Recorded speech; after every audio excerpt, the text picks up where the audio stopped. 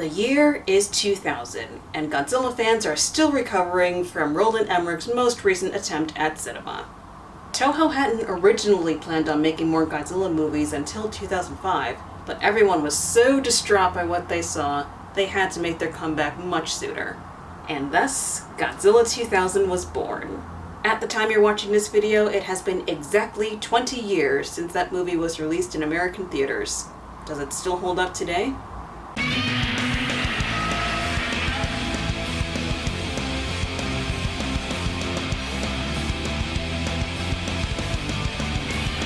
I look back on Godzilla 2000 fondly as the very first Godzilla movie I saw on the big screen. Zilla 98 does not count. However, I will attempt to remove my nostalgia goggles and really take a comprehensive look at this film to determine whether or not it is a worthy entry in the franchise. I'll be discussing the story, the characters, the special effects, and Godzilla himself. Let's begin.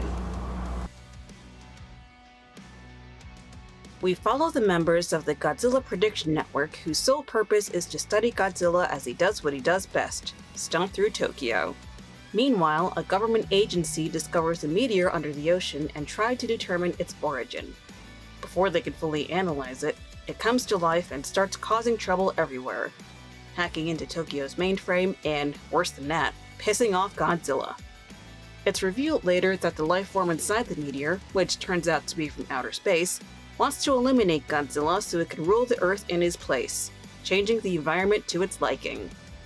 Just like with Godzilla 1985, Godzilla 2000 ignores everything that happened after the original 1954 film. In fact, it doesn't even reference the original film at all. However, the story does resemble a few Showa-era films where there's aliens that come to Earth in order to overtake it. In that regard, it's a bit cliched. Although, to be fair, it does have some originality by making the alien what Godzilla goes up against towards the end of the movie, as opposed to him fighting a monster being controlled by humanoid aliens as we've seen in the past. That is a nice little twist, but it would have been cool if they came up with a completely original plot. Yuji Shinoda is the main character, whose goal is to study Godzilla for the good of mankind with his daughter Io by his side. Mitsuo Katagiri, head of the Crisis Control Intelligence, wants to kill Godzilla because he can. Shiro Miyasaka serves as a buffer between Shinoda and Katagiri, and helps provide exposition while Yuki Ichinose, the photographer, is there for some mild comic relief. Shinoda makes it clear that the reason he does what he does is to help curb Godzilla's reign on Japan. While we never see him achieve that goal, it does add an angle we've never seen before. How exactly is Godzilla so indestructible? His scientific findings and the passion he has for his work are really cool to see, and help me stay invested in the plot. In contrast to this, it's not quite clear on Katagiri's motivation for wanting to kill Godzilla. I mean, obviously, he's the head of a government agency and it's literally his job to protect people, but we spend so much time with this character. He's so cocky and confident and clearly doesn't like to waste time. He might actually be my favorite character. But I want to know more about his backstory. What makes him tick? Does he have a personal beef with Godzilla? We don't need to spend a whole lot of time on this. Maybe a couple of throwaway lines or a brief explanation of his motives would have been cool. It doesn't take away from the film all that much. I'm just saying it would be cool to know why he is the way he is. Altogether, I'd say this is a decent cast of characters. They're all there for a purpose, and the actors do a great job with what they're given. Your network's history. I'll send flowers. The suitmation and miniature sets are a staple in Godzilla movies, and they look absolutely fantastic here. However, some of the CGI leaves a lot to be desired. Like this shot right here.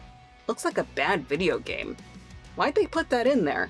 It doesn't really serve any purpose. It's pretty much just Godzilla being like, "Oh, hello, don't mind me, just moseying along underwater. Good day." The use of green screen wasn't really convincing either. I would expect something a little better considering this was made in 1999, and films released in 1993 have more convincing special effects. You can do better than that, Toho. A new era calls for a new Godzilla suit, and boy does it look awesome. His spines are more pronounced than in previous suits, making him hunch over a little. Makes me wonder if he has back problems. I bet the suit actor did after a while. Godzilla's roar got a bit of a redesign too.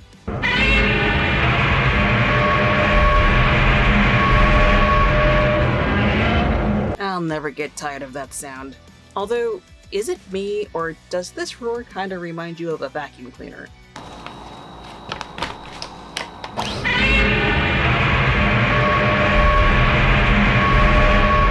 I will also say that this movie has the second most awesome build-up to the first atomic breath, topped only by Godzilla 2014. By the way, if you want to hear my thoughts on that film, leave a comment down below. Thanks!